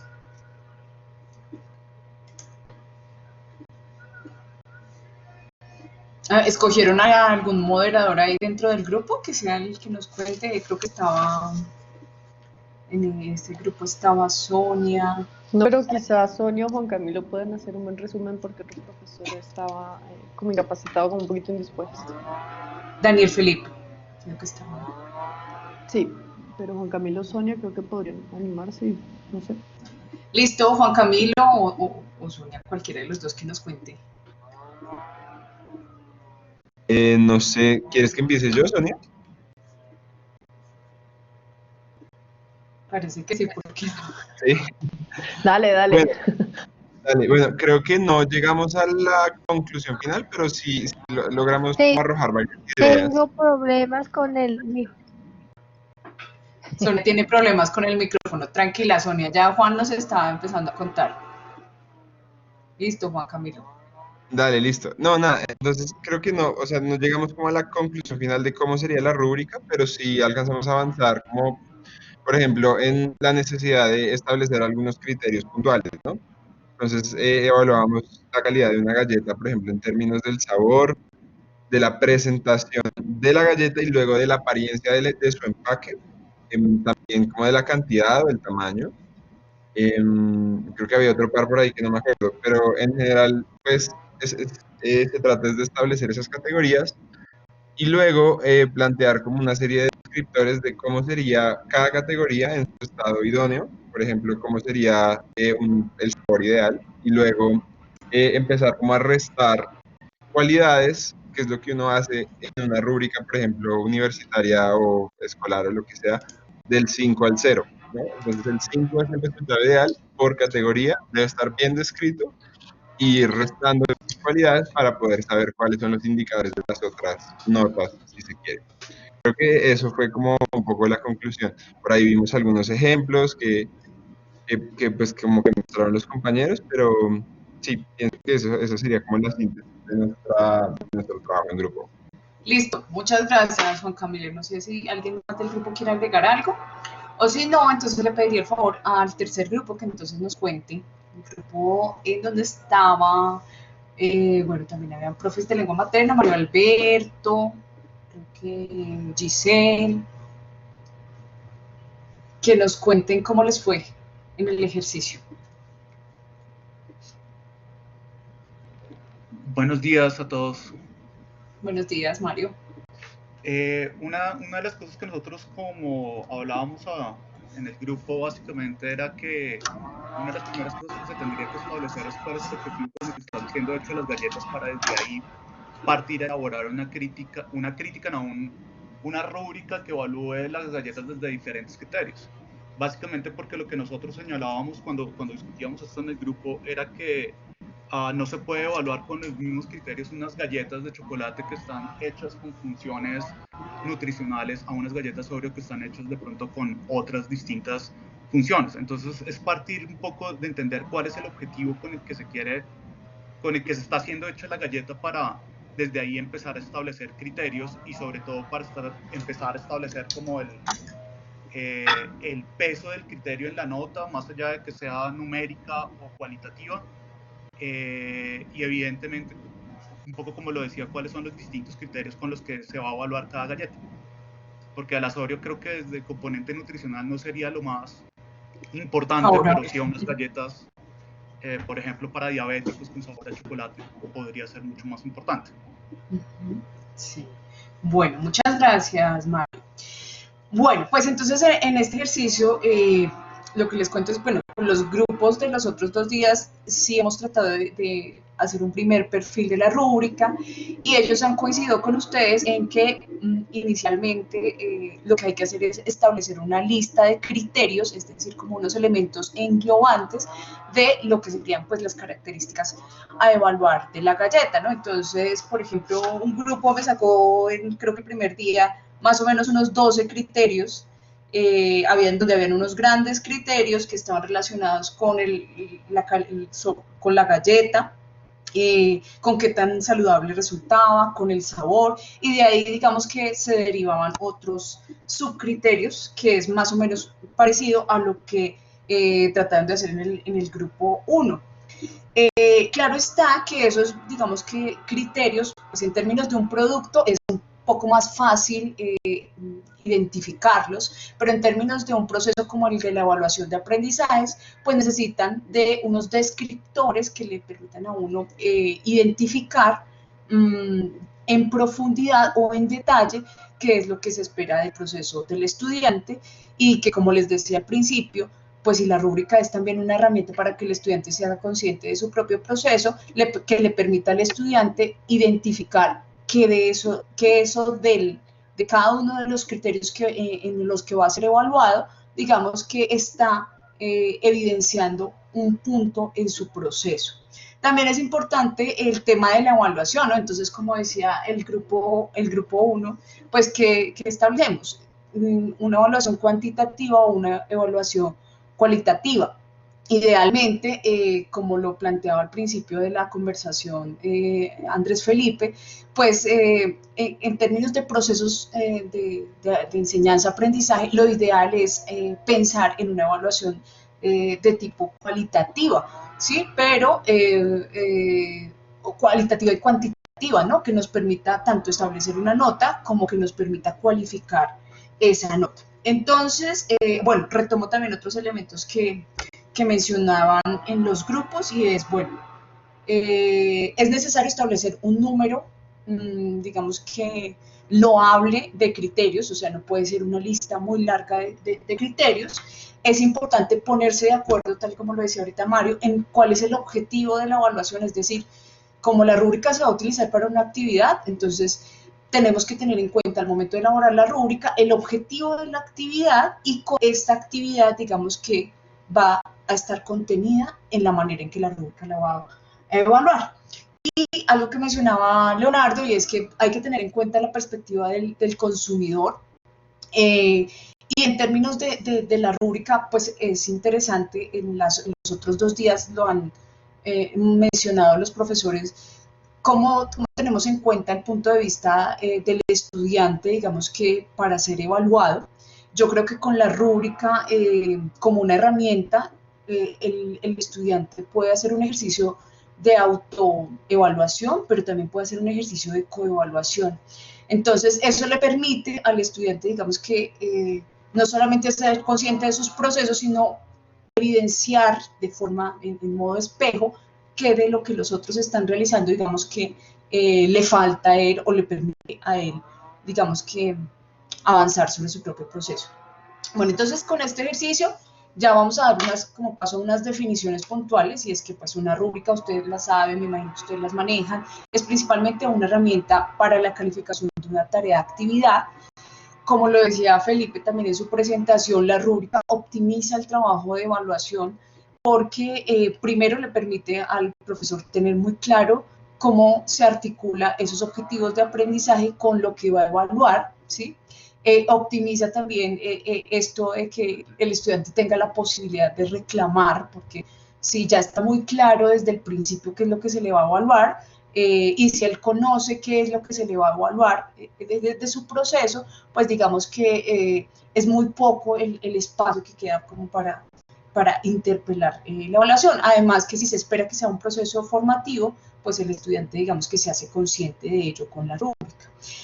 En la rúbrica se establecen de manera consistente, y a eso me refería un poco al principio de la sesión, a las 10, cuando arranqué, que la rúbrica se establecen las articulaciones que hay entre los elementos curriculares generales de curso, los elementos puntuales de una actividad y cómo esa actividad direcciona los objetivos de aprendizaje o los resultados de aprendizaje o los desempeños, según digamos que la dimensión que uno trabaja. Entonces, evidencia de manera consistente las competencias. Las competencias ustedes saben que dan cuenta del saber hacer, del saber y del saber hacer en contexto, ¿no? Entonces, digamos que una rúbrica puede contener esas diferentes dimensiones de acuerdo a el establecimiento de unos criterios puntuales. o solamente se puede centrar en desempeños, resultados de aprendizaje, es decir, tareas muy evidenciables, ¿sí? Desde las cuales uno en la materialización de la rúbrica enuncia qué es lo que se espera de los estudiantes, que los estudiantes evidencien en su proceso de cumplimiento de una tarea. Esto que es muy importante y que se los mencionaba al principio, y es que la rúbrica, no sé nosotros como profesores, pero les sirve sobre todo, creo que también al estudiante para hacerse consciente de cómo reconoce su proceso y de cómo evidencia esos diferentes niveles en los que será evaluado. Podríamos decir que en términos generales, ¿qué contiene una rúbrica? Contiene unos criterios, contiene unos niveles de desempeño, contiene unos descriptores y contiene, digamos que una calificación o una ponderación, eso es, digamos, dependiendo las decisiones. Yo creo que de un profesor, pero también de un grupo de profesores. Ayer una participación de un profesor era muy puntual en que las rúbricas debían ser revisadas por nuestros colegas, porque de repente, digamos que las formas en que están planteados los criterios o la manera en que están construidos los descriptores no resultan tan claros para establecer el objetivo de aprendizaje que se está intentando evidenciar con la aplicación de la rúbrica. Entonces es importante que también ponerse de acuerdo sobre la calificación. Entonces, si por ejemplo tenemos unos cursos que tienen o unas asignaturas que tienen varios cursos, lo ideal sería como que los profesores de esos diferentes cursos pudieran tener pudieran ser consistentes en la articulación de esos criterios, de esos descriptores, también de la calificación y de la manera en que ésta se tiene en cuenta. Existen universalmente dos tipos de rúbricas, están las rúbricas holísticas y las rúbricas analíticas. Vamos a ver un poco las diferencias en términos de esquemas. Bueno, pero antes no sé si alguien quiere agregar algo adicional a lo que a la conceptualización que les acabo de hacer. Si tienen algo que agregar, con toda naturalidad lo pueden hacer. Levantan la mano y me cuentan.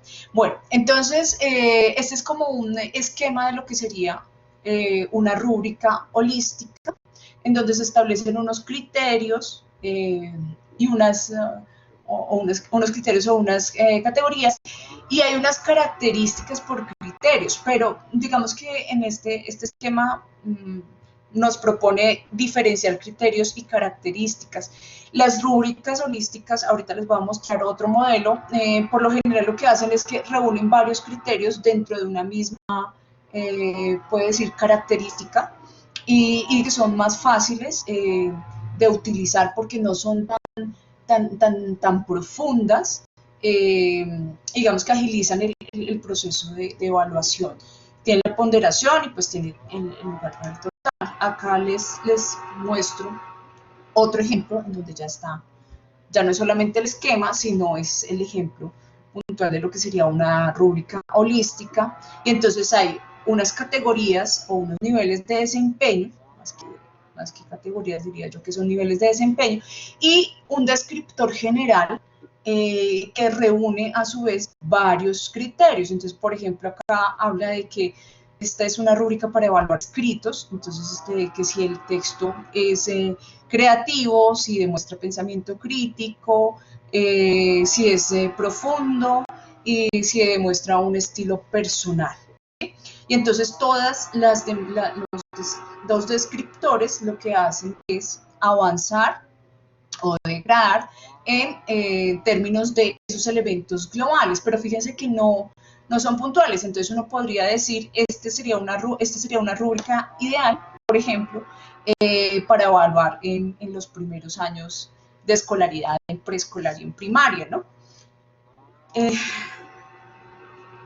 Entonces, estas rúbricas holísticas agilizan el proceso de evaluación porque dan una idea global. Digamos que como el enunciado es tan general, pueden dar lugar a esas denominaciones como la creatividad, que tienden a ser criterios como muy abstractos y que si uno los va a definir en una rúbrica analítica, pues no sería tan claro como decantar cómo esa creatividad se evidencia en el texto. Entonces, digamos que sirven son muy puntuales, que sirven para ello.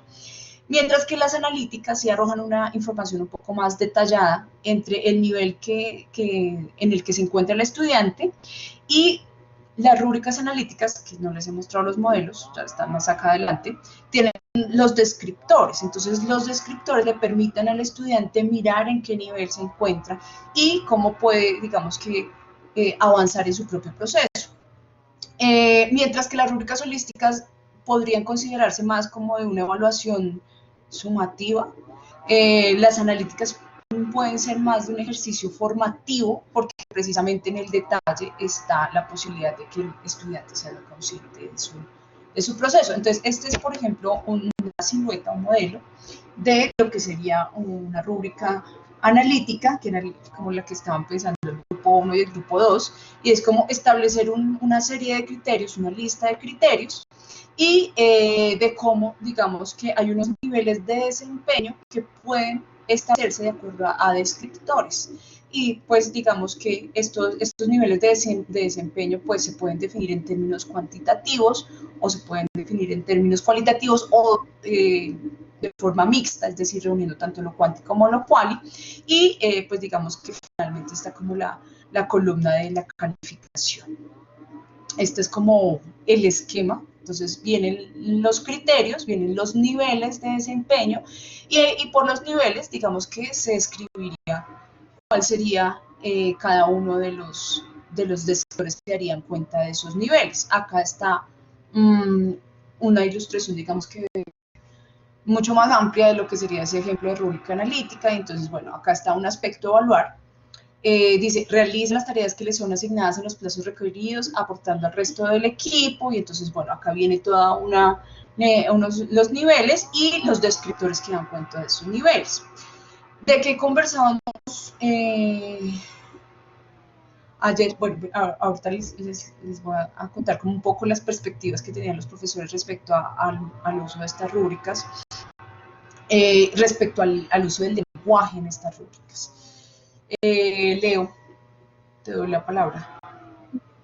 Sí, quería anotar con respecto a la buena información que nos estás compartiendo, muchas gracias a propósito, que las rúbricas analíticas se utilizan más que todo para las asignaturas en donde tenemos que generar procesos de creatividad. Entonces, por ejemplo, en nuestros seminarios de pedagogía, en donde los estudiantes tienen que hacer productos pedagógicos, diseñar herramientas virtuales de aprendizaje, las rúbricas analíticas son muy útiles. Lo mismo, por ejemplo, cuando hacemos tesis, cuando el estudiante está realizando su tesis, los podemos acompañar con las rúbricas analíticas para que ellos den cuenta de su proceso. Pero, por ejemplo, cuando las materias son muy teóricas, cuando en realidad ese es el espíritu de la materia, a veces las rúbricas analíticas no dan cuenta también de esos procesos, y por eso hay que cambiar la rúbrica y hay que hacer una rúbrica del 1 al 5, por ejemplo, o del 1 al 3, o donde ellos puedan marcar, dice 1, 2, 3, 4, 5. Pero las analíticas dan cuenta más de procesos creativos hasta donde yo sé de mis tareas. Muchas gracias. Listo, gracias, Leo. Sí, yo creo que también está como que es importante variar el uso de las rúbricas. Como en la planeación inicial de un curso, uno tiene en cuenta las actividades que va a realizar. Es importante que digamos que haya una variación también en las rúbricas, porque si son rúbricas también muy complejas, como la rúbrica analítica tiene tanto elemento, puede resultar muy compleja, con mucha información. Entonces sería importante alternar con unas rúbricas que fueran también holísticas, que sean mucho más fáciles de manejar, que tengan un lenguaje más comprensible para el estudiante, precisamente para que él se apropie de lo que la rúbrica está revelando. ¿Qué debemos tener en cuenta al momento de elaborar una rúbrica? Bueno, pues algo que mencionaba el grupo 3, y es que es principalmente el objetivo con el que partimos de un objetivo que sería como unas expectativas que se tienen primero respecto al desarrollo de un curso, puntualmente respecto en una actividad puede ser puntualmente respecto al desarrollo de un tema o un contenido, o al desarrollo de una competencia, o a la solución de un problema, o al desarrollo de un caso. Luego de identificar, digamos que esa expectativa, entonces uno ahí sí, digamos que teniendo en cuenta los RAEs o los sub-RAEs, establece cuáles serían esos atributos observables. Digamos que por eso ahí habría que mirar como, por ejemplo, actividades que son de creatividad pueden ser, se puede identificar qué elementos, digamos que en la materialidad dan cuenta de esa aplicación de la creatividad. Entonces, importante establecer qué sería lo observable de eso que se está esperando que el estudiante desarrolle. Luego, pues, plantear los niveles de rendimiento y establecer, pues, si serían desde lo cuantitativo, desde lo cualitativo. Y lo último sería aplicar la rúbrica. Yo no creo que sea lo último, creo que, como les mencionaba en algún momento, es importante que el estudiante tenga la rúbrica en el momento que se le da la instrucción para hacer la actividad, para hacer el trabajo, para hacer el escrito, sobre todo, digamos que hablándolo desde mi ejercicio en la asignatura de escrituras y mediaciones. Pues creo que es importante que el estudiante, antes de hacer, por ejemplo, un comentario crítico, un comentario analítico, tenga la rúbrica, porque eso le da claridad sobre cómo tiene que, de alguna manera, organizar su texto. No garantiza esto que digamos que cuando se haga el proceso de evaluación, el estudiante, digamos que cumpla con todo, pero digamos que al volver sobre ya la evaluación del escrito, el estudiante, digamos que puede detenerse un poco más en aquello que le faltó o en lo que tiene que avanzar para seguir trabajando.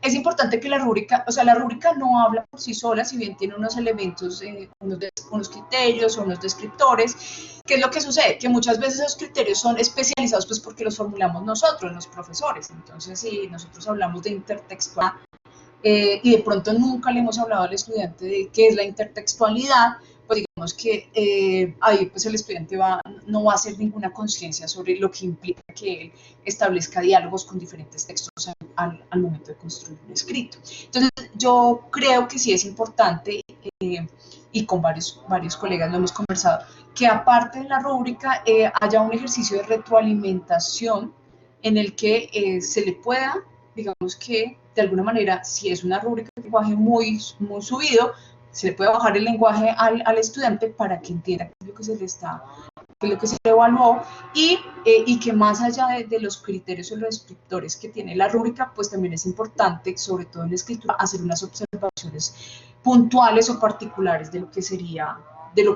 su propio desarrollo. Este es un ejemplo, creo que no se alcanza, queda un poco difusa la información que hay en rúbrica. Este es un modelo rúbrica que utilizamos en lengua materna, que estamos utilizando para evaluar la escritura de un texto escrito.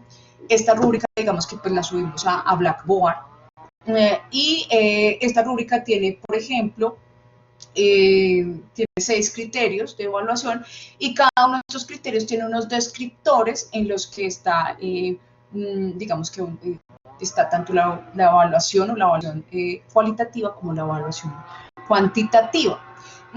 Que es importante ver de esta rúbrica. Esta es una rúbrica que solamente manejamos profesores, entonces es una rúbrica para los exámenes de admisión de estudiantes que hacen una prueba escrita, ¿sí? Entonces es una rúbrica que tiene muchos elementos y que pues digamos que los profesores como manejamos esos aspectos de conexión de ideas, de concordancia gramatical, de estilos, de coherencia teórica, pues digamos que tenemos una apropiación y es una rúbrica compleja que digamos que habría que mirar si es adecuada para que el estudiante sea consciente de cómo se le está evaluando. Bueno, acá se las amplío un poquito como para que miren el tema de los criterios que están ahí y de los descriptores. Más adelante digamos que está un poco más detallada. Y este es otro modelo de criterio de rúbrica, es rúbrica analítica, pero por ejemplo es una rúbrica que yo utilizo con los estudiantes para que son un poco más, más claras, un poco más, en un lenguaje un poco más, como más estándar para ellos, y que les resulta, digamos que familiar para reconocer, digamos que su proceso. Entonces acá hay 4 años de evaluación, hay 4 niveles de desempeño y hay un espacio para las observaciones, porque como les decía, en la evaluación de textos, gracias Andrés Felipe, en la evaluación de textos escritos es importante, digamos que puntualizar en elementos del escrito, tanto en el escrito como en la evaluación global del escrito, pero también como para identificar la particularidad del proceso en el que está el estudiante, ¿sí? Lo digo también porque, por ejemplo, con los estudiantes de comunicación social, muchos llegan al curso de escrituras y mediaciones con la idea de que no saben escribir, y también eso tiene que ver con la manera en que les han evaluado los textos. Entonces, pues digamos que sus textos han sido evaluados negativamente, pero eso no quiere decir que no sepan escribir. Saben escribir, tienen un conocimiento de la escritura, pero ese conocimiento de la escritura, digamos que necesita profundizar en, por ejemplo, que también hace las descripciones y cómo esta revela la comprensión de otro texto, o que también analiza, o que también sitúa su voz frente a la voz de otros autores. Entonces creo que todo eso puede ir en las observaciones, porque pese a que los descriptores pueden ser muy detallados, pueden resultar, digamos que un poco fríos y distantes al momento en que el estudiante va a hacer un reconocimiento de su propio proceso. Entonces estos serían como unos modelos que hemos trabajado desde el área, como para que sirvan de guía. Entonces, bueno, acá venía otra parte del taller, pero pues no alcanzamos a realizarlo porque es que es un taller de 1 hora. Entonces, es importante mirar como qué características tendrían que tener los descriptores para las rúbricas analíticas. Entonces, acá un ejemplo de la rúbrica que les compartí. Este primer criterio, que habla de la organización del texto, habla de 2 elementos, como son la completud de oraciones y la concordancia gramatical. Y fíjense que en cada uno de los niveles se retoman estos 2 elementos de acuerdo a unas características específicas. Entonces, por ejemplo, es excelente si el escrito está construido a partir de oraciones con sentido completo, en ellas hay concordancia de tiempo, número y género. El sobresaliente es gran parte del escrito está construido a partir de oraciones bien estructuradas, en ellas hay concordancia de tiempo, número y género. Bueno es, algunas de las oraciones no tienen sentido completo, no obstante en ellas hay concordancia de tiempo, número y género. Es aceptable cuando algunas de las oraciones no tienen sentido completo, en ellas hay problemas de concordancia gramatical, y es deficiente cuando las oraciones no tienen sentido completo, en ellas hay problemas de concordancia gramatical, ¿sí? Entonces, como que es importante, sí, acá hay 2 características que hacen parte del criterio, pues que queden muy bien, ¿cómo decirlo? Que haya un equilibrio entre la manera en que se presenta como ese nivel de desempeño de cada uno. Entonces, bueno, no sé si tengan alguna pregunta respecto a lo que... Sonia. ¿Me escuchan? Sí, ¿Me claro. escuchan, Diana? Sí, te Ay, escuchamos. que hasta tenía problemas con el micrófono. Diana, mira, yo entré a este curso ayer y hoy porque, pues, por las temáticas que son muy interesantes y están muy bien planteadas. Con respecto a lo que tú decías de las rúbricas, a mí, para mi práctica me es un elemento muy importante por 2 razones. Una, pues, porque pues ahí está estructurado el texto. Yo siempre les digo a mis estudiantes que cuando una vez que les he explicado pues la parte de la estructura teóricamente, pues que se guíen por la rejilla para hacer sus escritos. Y de otra parte también me parece muy importante lo que tú dices, que debíamos como tener una unidad de criterios, como que para que todos utilizáramos las mismas rejillas, porque pues porque por ejemplo ellos tienen a compañeros que ven, por ejemplo, en escrituras y mediaciones, tienen compañeros de referentes y donde el profesor está utilizando otra rejilla, entonces ellos siempre comparan, ¿no? Es que a los otros les evalúan tal cosa y a los otros les evalúan la otra. Entonces sí me parece muy importante que pues en todos los temas que nosotros, especialmente en lo escrito y también, por ejemplo, en la expresión oral, que hubiera esa unidad de criterios y utilizar todas las mismas rejillas. Y sí se podía hacer un trabajo, no sé, en grupos o algunos que ya tengan o tengamos experiencia en este tipo de estructura, pues hacer un trabajo bien comunado para poder llegar a eso, que para un texto argumentativo tengan una rejilla, que para una reseña que sea la misma que utilicemos todos los del área. Sí, no, estoy de acuerdo contigo, Sonia, y la idea es que estamos preparando, sí, un repositorio precisamente para poder utilizar estas rúbricas que ya tenemos, que es, de todas formas es un repositorio que hemos venido construyendo con el Centro de Escritura. Esa rejilla la hicimos con Andrea, que tiene la mano levantada y le voy a dar la palabra. Pero tienes toda la razón en que con el tema de los textos, de la construcción de textos, es necesario establecer los criterios. Entonces puede ser que un profesor utilice o se centre en unos criterios y otro profesor de escritura y mediación se centre en otros criterios, y entonces digamos que eso tampoco le da al estudiante pues una idea muy puntual de lo que se está esperando, porque si otro compañero le dice que le pidieron una cosa diferente, pues digamos que ahí va a haber como una desconexión. Entonces, no, te agradezco mucho ese comentario. Y finalmente es que a mí me parece un elemento tan importante porque cuando uno les entrega al chico, les devuelve el trabajo con la rejilla, o sea, ellos no pelean, o sea, porque lo tienen bien claro y por ejemplo, ese que tú colocas las observaciones son muy importantes porque uno allí le está haciendo la retroalimentación y ellos, pues es que rara vez el que pelea que por qué no, que por qué me calificaste así, no, o sea, porque las rejillas las rúbricas son muy claras para ellos. Entonces, en ese sentido, sí me parece una buena herramienta. Sí, bueno. Muchas gracias, Sonia, por tu comentario. Andrea. Hola, buenos días para todos. Quisiera comentar 3 cosas de forma muy rápida. La primera es que en todos los ejercicios de escritura, esas rúbricas, tanto del área de lengua materna como otras, pues son muy útiles. Entonces, esto que está señalando Sonia es muy nítido y creo que para todos los cursos que tengan que ver con la escritura es importante que podamos como consolidar y actualizar constantemente rúbricas, quizá holísticas, quizá analíticas, quizá las dos, dependiendo de los ejercicios.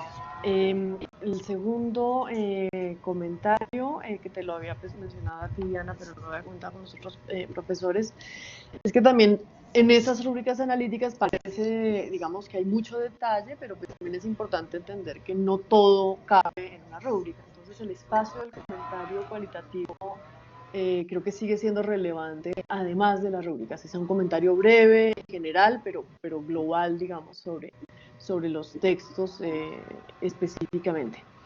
Y el tercer comentario, que quizá en el grupo no lo alcanzamos a discutir, es la idea de ponderar en esas rúbricas analíticas específicamente, porque eso permite aclarar para uno, sobre todo como profesor, qué criterio pesa más que otro, porque quizá no todos los criterios pesan igual. Y eso para el estudiante también es muy orientador con respecto a la tarea que se le está pidiendo y dentro de esa tarea, qué es más relevante que otras cosas, ¿sí? O qué va a pesar más. Entonces, como que poder jugar con los pesos porcentuales distintos de cada criterio es creo que relevante y podríamos hacer como un trabajo, digamos, en el futuro consolidado al respecto. Era solo eso, muchas gracias. Sí, gracias, Andrea. Sí, yo confío también en que sí lo podamos hacer. Pues para tener también para facilitar también el trabajo de evaluación y para unificar elementos pues del área, al menos en términos del área de lengua materna, pero yo sé que también en términos de otras áreas. Sí, espérenme un segundito, no sé si Laura tenga la dirección el enlace para hacer la evaluación del taller. Sí. Laura, ¿tú la tienes? Sí, Para sí, que ya la compartas en el chat. Sí. Bueno, profes, no sé si hay algún otro comentario respecto a cuáles serían esos retos o limitaciones. Hemos finalizado esta sesión a las 11 de la mañana. Creo que ha sido mucha información, pero que pues Andrés y yo tratamos como de organizarlo, cada uno también como de acuerdo a los manejos, a ciertos manejos que tenemos.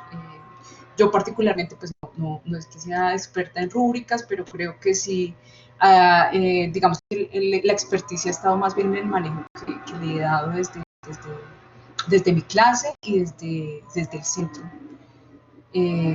En determinados ejercicios. Sí, tanto las diapositivas, hay un lugar en donde está la bibliografía, donde hay unos materiales que creo que les pueden servir bastante. Entonces, se los comparten, creo que después, a final de esta semana, para que ustedes los tengan. Eso. Muchas gracias, Andrés Felipe. Las diapositivas y la grabación se envían, pero no sé si se puede enviar también un material adicional. Listo.